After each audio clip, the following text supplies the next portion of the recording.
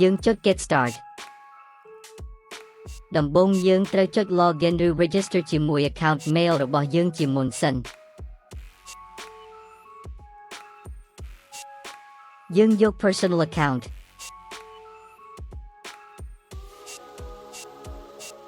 យកប្រទេសកម្ពុជារួចចុច Next រួចវាយបញ្ចូលលេខទូរស័ព្ទរបស់យើងដើម្បីបានកូដ Verify រួចចុច Continue បន្ទាប់មកដាក់លេខសម្ងាត់រួចចុច Register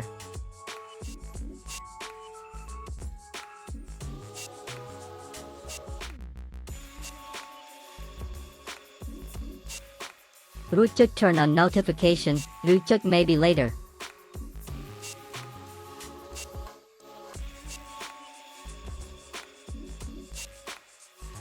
រួចជ្រើសរើសប្រភេទលុយប្រទេសណាមួយរួចចុច Continue រួចជាការស្រេច